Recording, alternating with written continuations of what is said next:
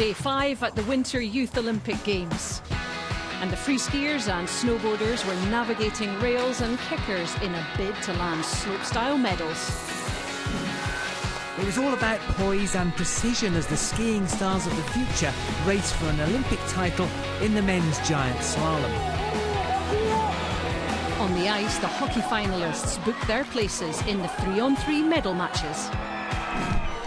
And they pushed off for gold in the team relay at the Biathlon Centre.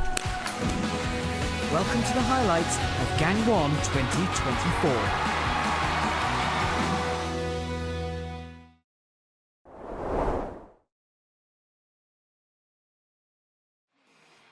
Pristine, cold conditions with hard-packed snow welcomed the free ski slopestyle final to Gang 1 2024. In this event, athletes defy gravity, executing aerial manoeuvres and tricks off the rails. They'll be judged on their skill, technique and also style. The field of 10 skiers would get 3 runs and their best would decide the medal winners. In her first run down this intimidating steep course was China's Han Linshan. The 17-year-old had a top 20 finish in the World Cup at senior level in 2023. She was clean off the rails and her tail grab on the last kicker secured a score of 70.25. That put her into the lead.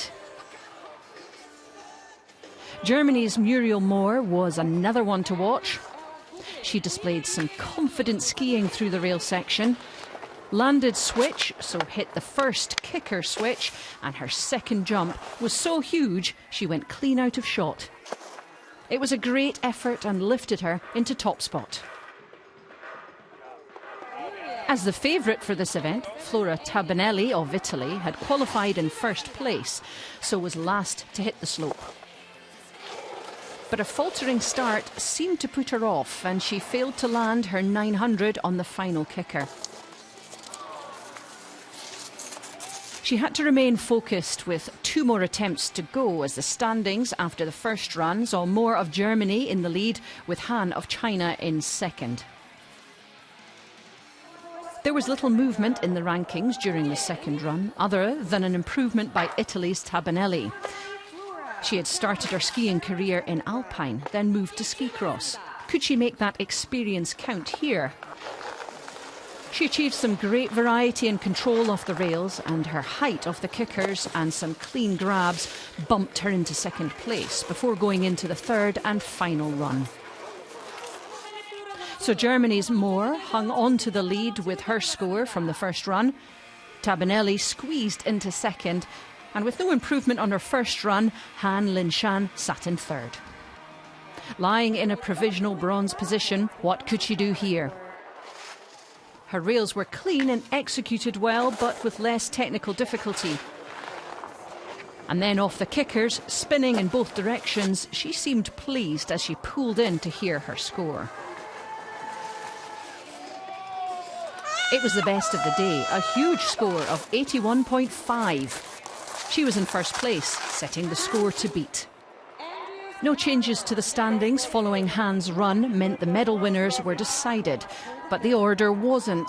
It was Han in first, Mohr in second, with Tabanelli in third, with the German and the Italian still to go. So what could Mohr do here? Her rail section wasn't precise, with a big switch 900 on the first kicker, which was short on the landing. She knew it wasn't a clean run. She couldn't better her first run. It kept her in silver medal position. And so it came down to this run by the Italian. She had a bronze medal, but could she bypass silver and eclipse that score of 81.5 by Han?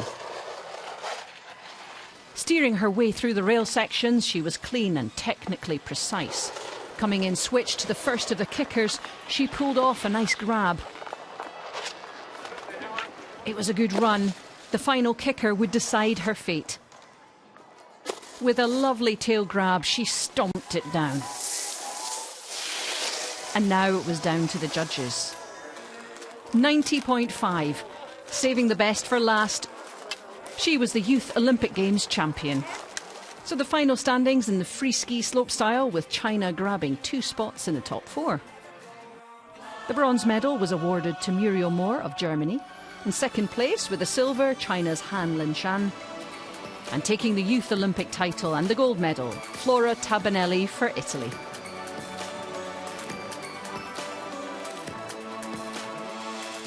I had a little bit of pressure because I had only to run, and the second was not so good.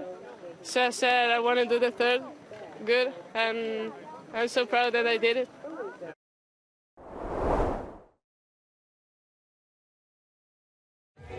A dramatic finish was in store at the men's giant slalom. It was bright yet cold for the crowds at the Zhongxiong ski resort. The battle for gold would heat up over 2 runs. The athlete with the best combined time wins. After the opening run, Sweden's Liam Liljenborg was first of the 79 skiers, but less than a second separated the top 5. Nash Huot-Marchand of France was second, with Great Britain's Zach Carrick-Smith, already a gold medalist at Gangwon 2024, in 4th. Florian Neumeier started the second run 7th. He needed a spectacular performance to challenge for a medal. The Austrian delivered, Neumeier putting the pressure on the 6 skiers still to come. That forced his rivals to push to the limit and sometimes beyond. Stanislav Sajinski, one of those who failed to finish. Carrick-Smith took gold in the men's combined on day 2. The 16-year-old was selected ahead of his twin brother Freddie for these games. That seemed a good decision as Carrick-Smith skied into the lead. He was delighted with that, a medal guaranteed, but what colour? Just 2 skiers could beat the British athlete. Nash Huot-Marchand, representing France, had a small advantage over Carrick-Smith from run 1. Carrying real speed through the turns, the French skier was going well. Faultless from Huot-Marchand. The fastest run of the day and into the gold medal position with 1 athlete left. 1:34.37 and he's taken the first position. The Swedish fans were hoping Liam Liljenborg could deny Huot-Marchand. The leader from run 1, his hopes slipped away on the middle part of the course. At the finish line, celebrations for the top 2. In the final standings, Huot-Marchand won by nearly a second from Carrick-Smith. So bronze for Austria's Florian Neumeier, silver won by Zach Carrick-Smith, and gold received by Nash Huot-Marchand. French glory at Gangwon 2024.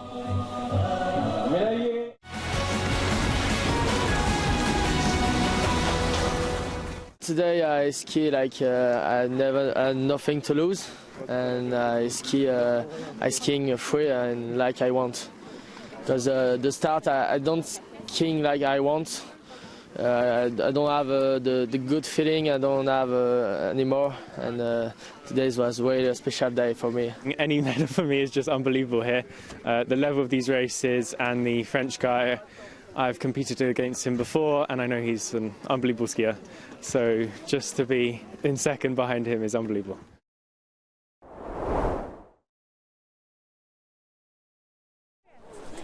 Near perfect conditions at the Alpensia Biathlon Centre for the mixed team relay. 25 teams of 4 athletes made for a busy start. The French team wearing bib number 2 were expected to feature highly, as 3 of their team had already won medals at Gangwon 2024. Nayeli Mariotti Cavagné of Italy dominated the opening leg, shooting fast and clean to hand over in the lead. Czechia was chasing them down. By the halfway stage, they were less than a minute behind. The shoot had slowed the French team down. They found themselves 5th and out of the medals at the midway point.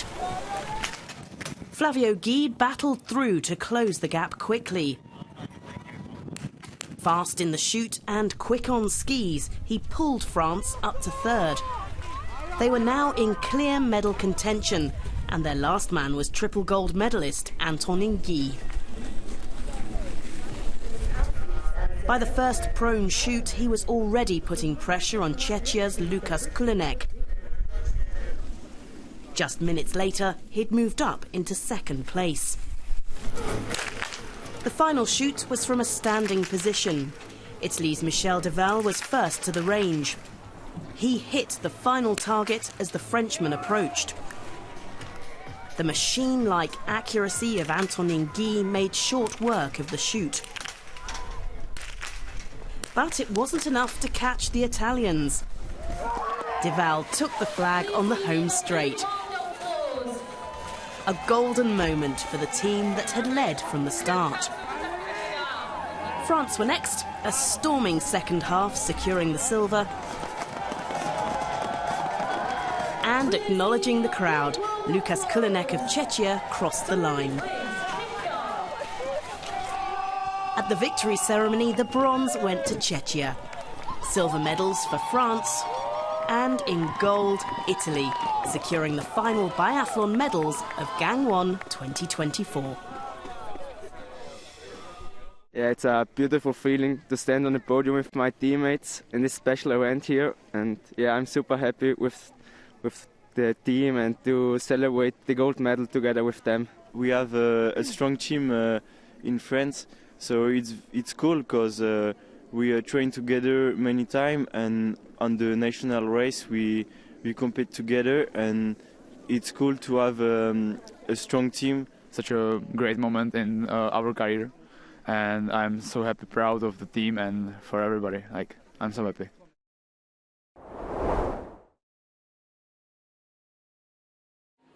There was plenty at stake when the People's Republic of China met the United States of America in mixed team curling. The winners were guaranteed top spot in their group and a place in the semi-finals. China's Chen Zhaoyu was keen to get in the swing of things against the United States side, unbeaten at Gangwon 2024. As Li Jiatai delivered his last stone of the first end, her role was to shout instructions.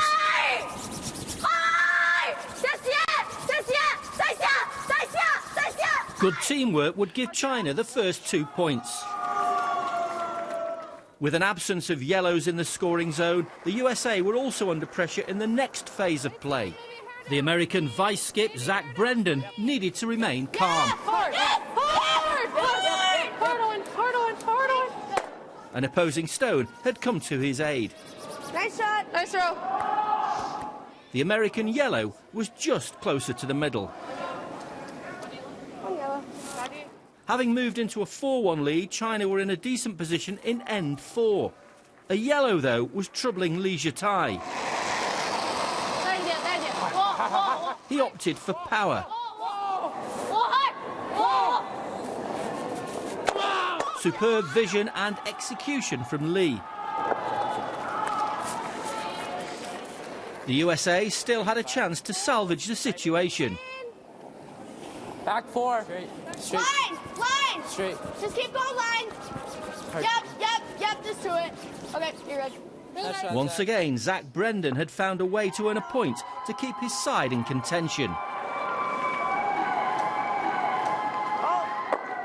It was tough going generally, though, for the Americans. Trailing 4-3, they were under pressure again in the 6th end, with 2 Chinese reds prominent. Brendan needed to take action. Maybe up. Whoa! We're way up. We're way up. Hard. Hard, Owen. Hard for anything, Owen. Hard, Owen! Push. Big ad. Not the outcome he wanted this time, and China led 6-3. The USA were 2 points adrift going into the last end. They had 1 scoring yellow and needed a second to force an extra deciding end. Similar. I got a little less. Yeah. So I'm on it. Line! As that last stone was a little heavy, it meant only a single point, which wasn't enough. China had clinched a narrow 6-5 victory, a result which sealed their place in the semi-finals. The USA could still join them if they win a playoff game.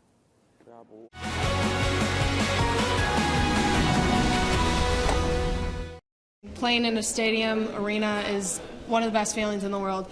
We all stood out there at the beginning of the event and were just like, whoa. And it's kind of you made it moment, and it's just a great experience. It's not the time for us to relax. We need to still keep ourselves going and ready for tomorrow's semi-final and the final. So I think we will watch today's qualification match and see how they're doing.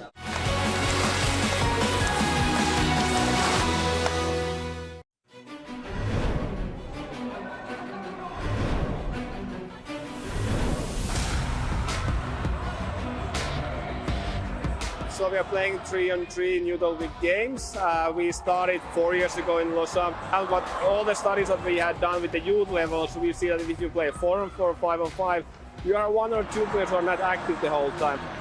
You need to move around all the time. You can't just stop and look. You need to play with your guy like one-on-one.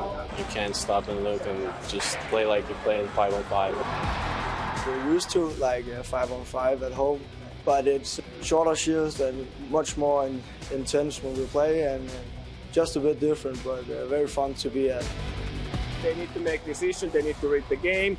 They also get a natural body contact, so also that they learn how to take or give the kind of contact according to the rules. So there's a lot of game situation decision that needs to be made. When we play 5-on-5, it's more like you have a space where you play. Here you're just all over the ice and you just gotta follow your man. In that form, it's pretty tough from what we're used to. You're able to represent your country. There's also other countries playing ice hockey than Canada and USA or Sweden, so people understand that it's a worldwide sport. This is like one of the craziest moments of my life. I never thought that there was even a thing, Youth Olympics. So yeah, it's crazy for me, and I'm happy to be here. It would be an honor to come here to South Korea to represent Denmark and just get a medal home from the Olympics. It would be the most crazy thing that's probably going to happen in my career.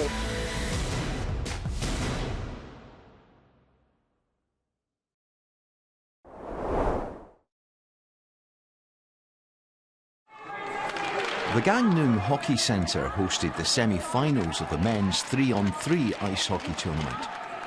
Latvia are favourites, having beaten every other team here, scoring 119 goals in their 7 preliminary round matches.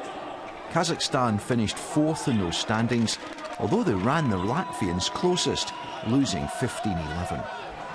It took just over a minute for Latvia to go in front, Max Mihailov's scoring from close range. That wasn't the start the Kazakhstan team had wanted or needed. Latvia's Daniel Ridzan scored 2 goals. The first a good move as soon as he came onto the ice. For the second, he found the target from close range. Latvia scored 9 goals in the first period and displayed their teamwork. Kristas Ubuks setting up Martins Klokans. They were turning defence into attack very quickly. Their goaltender found Timur's Malisevs, who made no mistake. A great goal saw all 3 players on the ice link up well before Oliver's Murnieks finished off. Realistically, Kazakhstan knew they were already beaten, but Beksultan Makish gave them something to show for their efforts. The second period was more evenly matched. Latvia scored first to reach double figures. But the team in white fought hard. Rasul Tursinov found the net as both teams scored twice to leave the score at 11-3. However, the final period was more like the first. Latvia kept pushing and found the net regularly. The last of their 8 goals in the third period was scored by Klokans, taking the final score to 19-5. So Latvia will compete for gold, while Kazakhstan must turn their attention towards the bronze medal match. We were ready to play this game. Also, we had a lot of, important tasks to do because they play this style differently. They rush the puck very well and also very quickly, so we needed to be ready when we score goals to get back on defense.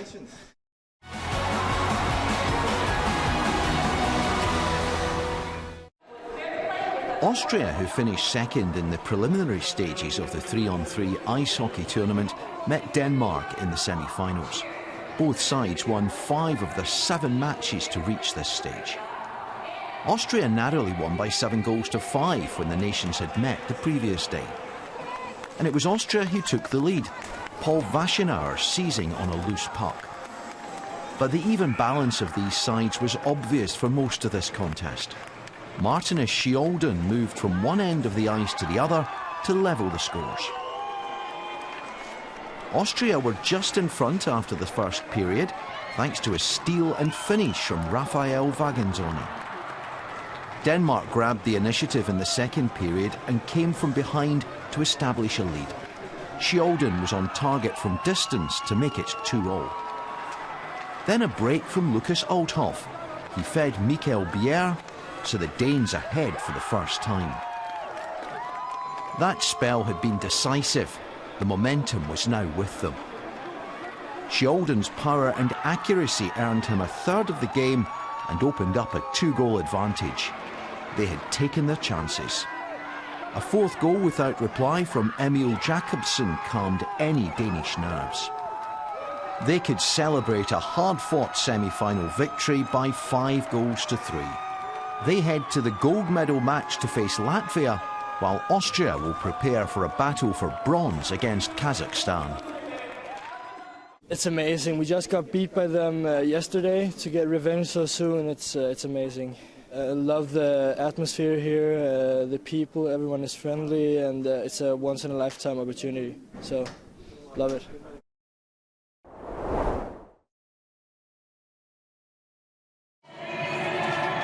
The Gangneung Ice Arena had previously staged individual events at Gangwon 2024. That changed on day 5 with the short track speed skating mixed team relay. 8 nations were represented here, with 2 male and 2 female athletes per team. The action started with 2 semi-finals. The fastest 2 teams from each would qualify for the medal final. In semi-final 1, the Republic of Korea, Japan, the United States of America and the Netherlands. All 4 of the Korean team had picked up individual medals. Could the host nation pick up another in the mixed team relay to add to their history of short track success? 16 skaters on the ice, 4 on the start line. Each skater would get 2 legs of the 18-lap race. A smooth changeover is crucial. As the third skaters took over, it was Korea in first with Ju Jae-hee, the men's 1500-metre gold medalist. The Netherlands were second and Japan were closing the gap. Under pressure, the Netherlands' Nick Enderveld slid out. Korea leading and Japan behind them. Then disaster for the hosts. Chung Jae-hee crashed out. Japan were way out in front. Hida Raito out on his own at the finish. Japan, the winners of the first semi-final, the United States of America second, both progressed to the final.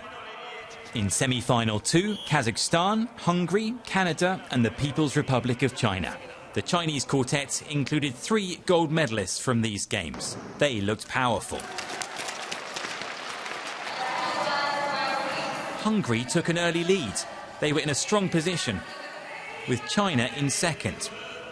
It was Hungary and China, until Hungary's Diana Vegi slid out on the bend.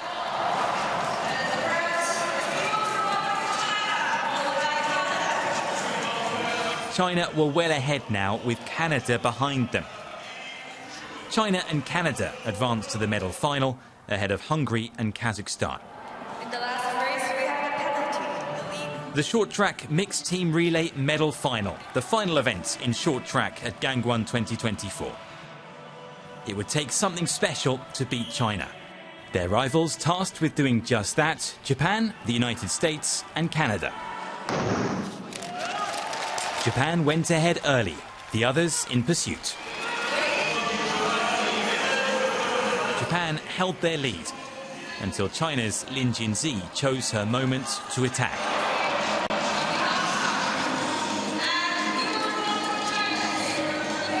An expertly judged changeover to Yang Jingru, and China were now well in front. the Chinese game plan executed to perfection. Yang Jingru was out on her own. Only a mistake would deprive China of the gold medal now.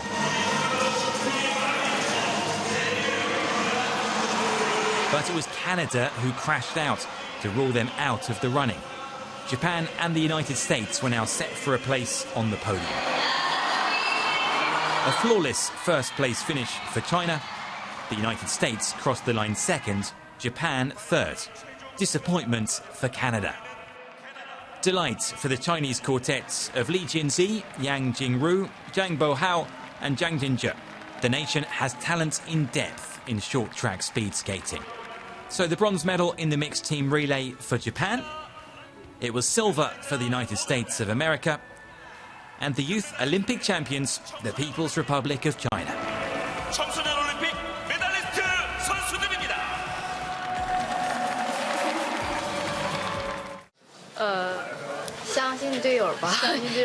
It's about believing in your teammates and trusting that your teammates are competing to win for China. Today I was really happy that I was able to not only get a medal for myself, but also help my team also get a medal. So that was a different type of happiness from the 500 gold. We feel that there was a lot more that could have been done on today's race, moments that we could improve on. But we were happy that we at least got a bronze medal on this race.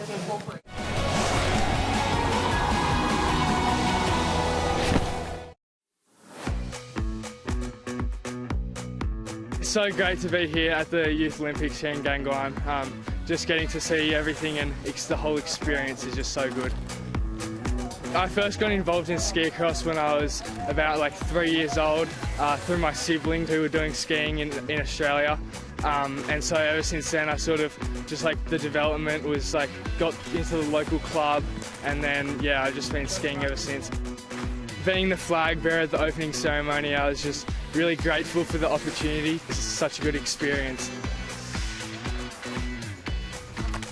It's been great to get out on the course, perfectly made course. I love it so much, and yeah, just the atmosphere around the whole everyone here and the whole games is just really good as well.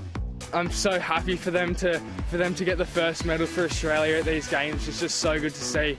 Just seeing everyone down the bottom, I think it just makes everyone, all the competitors, just push even harder. And yeah, it's so thankful for all the support.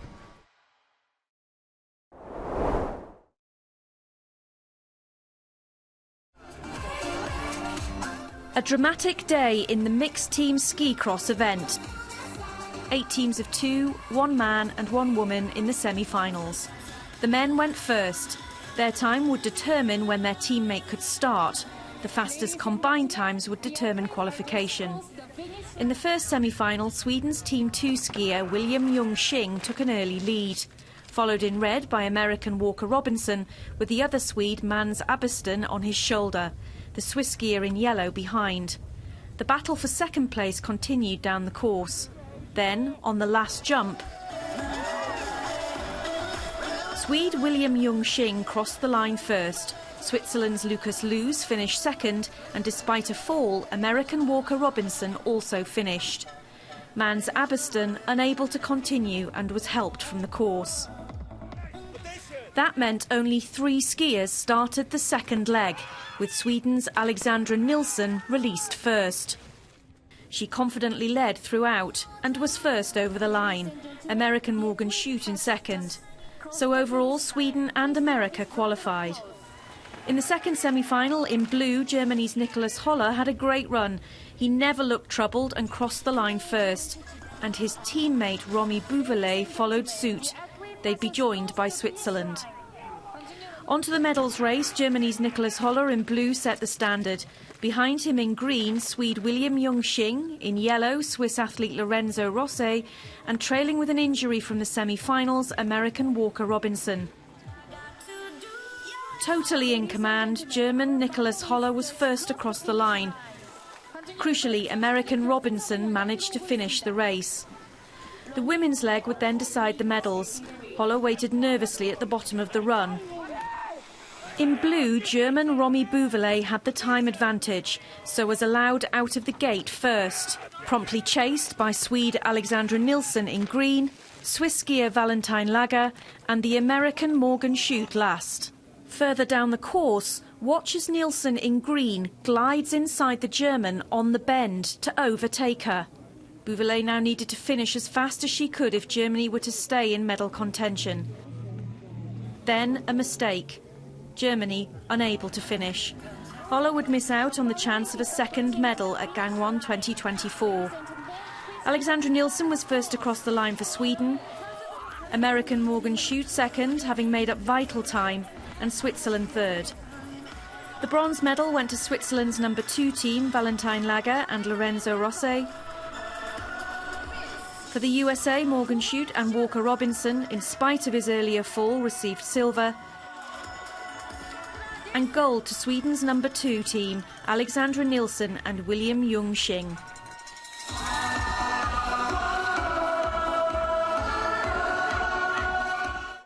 I've barely been that happy, like, ever, because the relief, I mean, it's not comparable to anything. Best feeling ever. I just knew it was, yeah, no more words. I crashed in the semi-final and went down really hard, you know, and I was like, I can't let the team down, so got to get up. I skied down the second run, but thankfully Morgan here was able to, you know, come through. So yeah, it means a lot, you know. We worked so hard, and going down that hard is definitely tough, but he pushed through and we got a medal.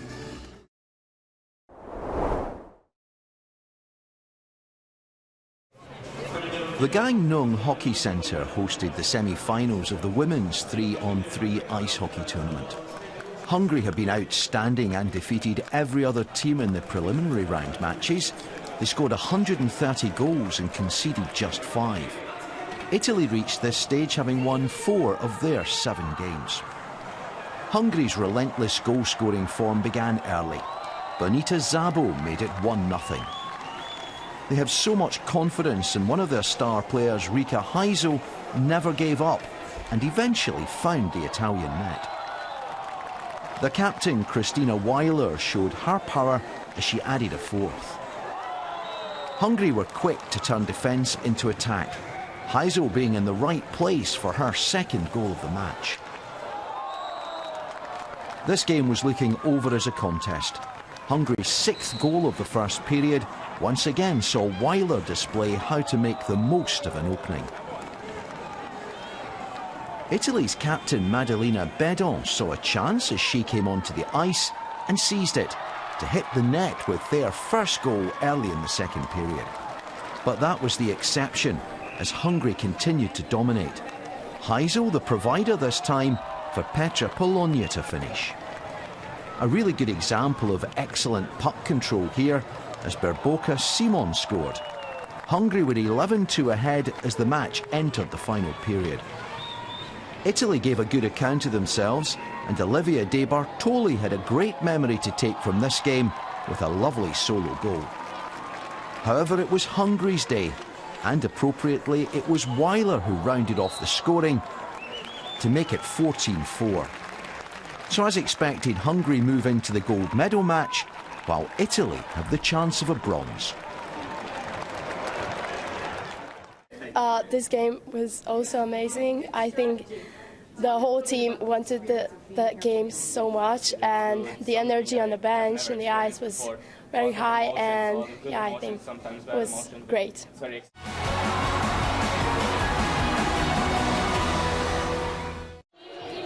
The People's Republic of China had finished 2nd in the preliminary stages of the 3-on-3 ice hockey event. Now they met host nation Republic of Korea. At stake, a place in the gold medal match. China won 6 of their 7 matches to reach this stage. Korea had won 4 games, but were only narrowly beaten by China when they played on day 1 of the games. The opening stages of this encounter belonged to the team in red, Li Xingyi putting China in front. They extended that lead by making the most of Korea having a player fewer on the ice as they were serving a penalty, Wang Jinghan scoring. There were 6 goals in the first period, and Korea scored their first, although it was the Chinese goaltender who nudged it over the line. China restored their 2-goal advantage, Zhang Anna with a great solo move. However, 2 goals for the host nation at the end of the first period tied things up. Hai Yeon-jeong slotted home the first, and Han Yuan set up Shim Soo-hee. It was 3-3 and the contest was in the balance. In the second period, Korea took control, with Han playing a key role. She created an opening and finished from a tight angle, and the hosts led for the first time. Then getting the better of the Chinese goalie in a one-on-one. Korea led 5-3 with 15 minutes to play. Han was having a day to remember as she followed up a blocked shot for her 3rd goal. Korea had scored 5 without conceding. Zhang Anna did pull a goal back for China, but this was Korea's day, thanks to a 6-4 victory. So the home crowd will be cheering for their nation in the gold medal match against Hungary. China must regroup when they play Italy for bronze. I am really pleased for myself and for my teammates and our coaching team. They have helped give us the belief that we could win this game. They have really built up our confidence.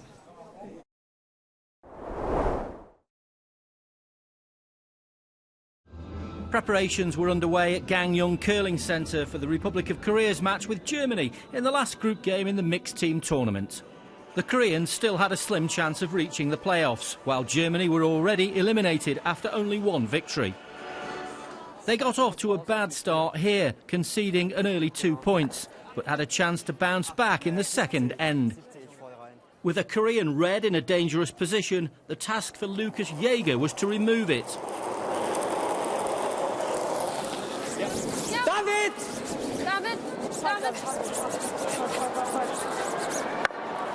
Smart play by the skip, and with 3 points, Germany were ahead.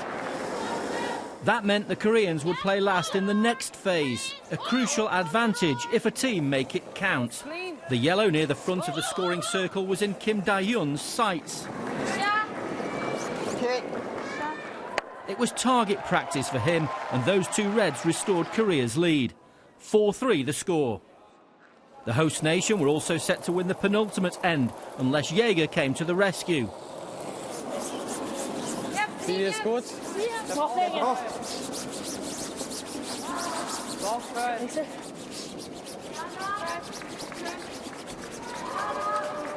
Another point for Korea.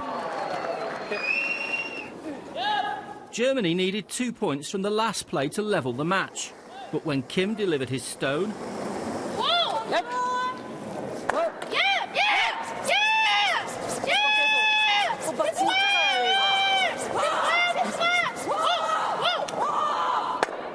removing a yellow in the process, the Koreans couldn't be caught, securing a hard-fought 6-4 victory over Germany.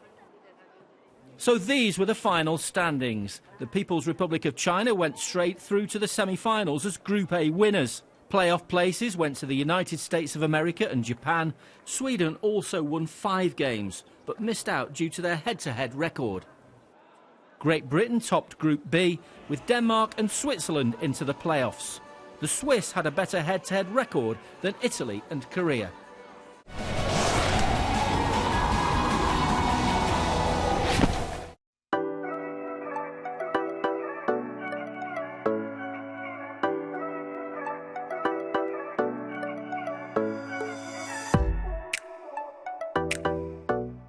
Hi, I'm Lucia Georgiali. I represent New Zealand in snowboarding, slopestyle and big air.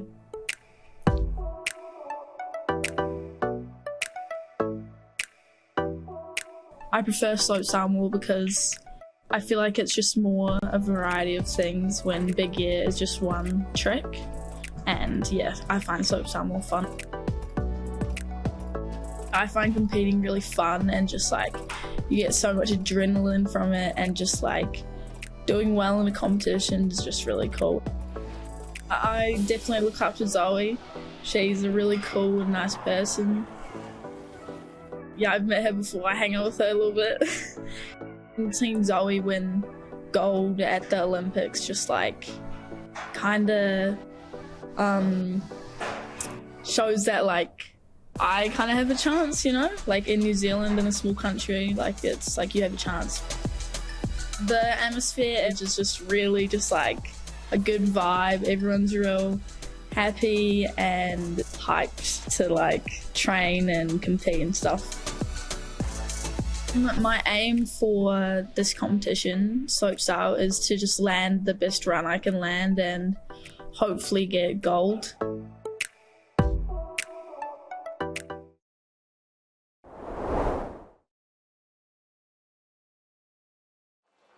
The women's snowboard slopestyle final in Gangwon hit the heights on day 5 with style and substance. The 10 finalists had to hit 3 rails and 2 kickers in this 800-metre course on hard-packed snow. They had 3 chances to lay down runs for the judges. Their best score would count. After qualifying in 10th place, the Dutch boarder Sam van Lieshout was the first to hit the steep slope. She got her final underway in great form. Her run was clean, with some nice air and a grab on her last jump. 71.25 was a decent score for the opening run. Another rider from the Netherlands was aiming to make her mark. Katja Dutu was smooth and controlled through the rails.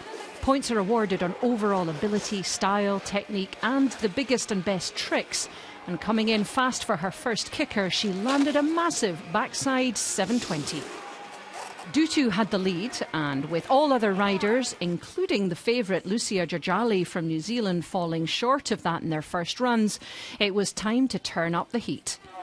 Vanessa Volopachova from Czechia, a goofy-footed rider, slid through the rails with great technical ability, and a beautiful cab 540 off the first kicker and a huge amount of amplitude on the last would surely put her into medal contention. A score of 87 catapulted her into the top spot. Austria's Hannah Karrer got her second run underway with a lovely clean 270 off the rail, and she followed up with a frontside 720 and a toe grab and finished with a tremendous backside 900 showing what she's capable of. Without doubt, this would be a high-scoring run. She was rewarded with the best score of the day. Hoping to pull herself up in the standings was Rebecca Flynn of the United States of America. Riding switch, she hit the first jump and landed the first cab 900 from that kicker. She finished up with a frontside 720. That run delivered a score of 81.25 and put her into third. So everything had changed from the first runs. The Dutch pair were pushed down into 4th and 5th, and there was one last chance to make the podium. New Zealand's Lucia Giorgiali was still to show up in this final, so could she pull off a medal-winning run at the last time of asking? It was a confident start with a backflip out of the second rail. Then her frontside 720 off the first kicker was controlled and stable through the air. She floated her last jump beautifully. It was a technically brilliant run. Would this be enough to get onto the podium? A score of 88.25. She was in second with 2 more riders to go. That meant Flynn of the USA was in 4th as she set off on her final run. Cleanly through the rail section, she hit the first kicker. That spelt the end of the medal hopes for the 17-year-old. Last to ride was Japan's Murase Yura, another medal contender who'd failed to put a run down to this point. She navigated the rails well and then pulled a massive cab 540 off the first kicker with great style. Hanging on off the last jump, it would all come down to the judges. Could she better the top score of 89 by Karrer of Austria? It wasn't enough. She went into 5th place. So the final standings for the snowboard slopestyle. Karrer took the Olympic title with that brilliant second run, with Giorgiali handling the pressure of the final run behind her in second. The bronze medal went to Vanessa Volopachova from Czechia. New Zealand's Lucia Giorgiali received the silver, and the gold medal went to Hannah Karrer of Austria.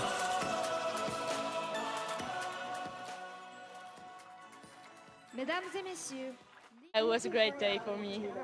How are you going to celebrate?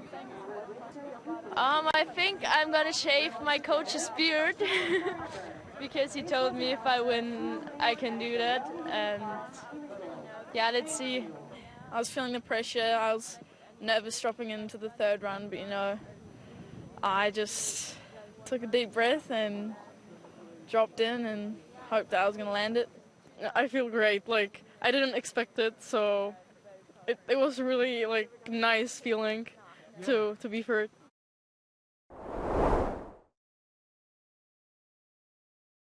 A place in the semi-finals of curling's mixed team event was the prize on offer for either the United States of America or Switzerland. An exciting prospect for 8 curlers hoping to shine in the Youth Olympic Games spotlight. In this sport, a lot of responsibility rests on the shoulders of the player throwing last. In the USA's case, Zach Brendan. He needed to push a Swiss yellow out of the way with his final attempt in the second end. Yeah! Yeah! Good, 9-5. Yeah! Hard! Hard, Tegan. Head down. You got it. Head down. Hard, yes, yes. He had found his range, leaving 2 of his own reds, and the USA had the first points of the game. With so much at stake, both sides were cautious. With 1 yellow already counting, Nathan Dryborough risked a second possible point for Switzerland in the next end. Give a bit more in the throat.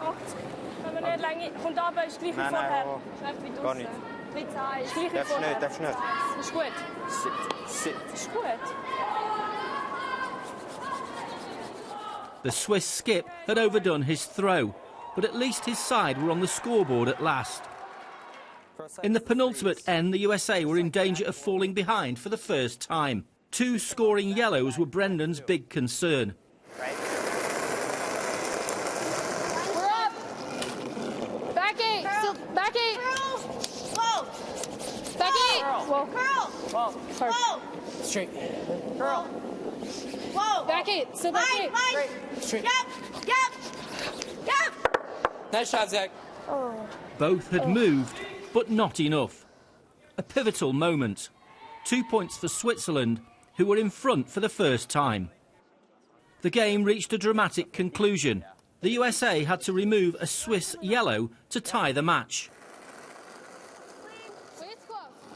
Weight's really good. Whoa! Curl. Curl. Hard. Hard.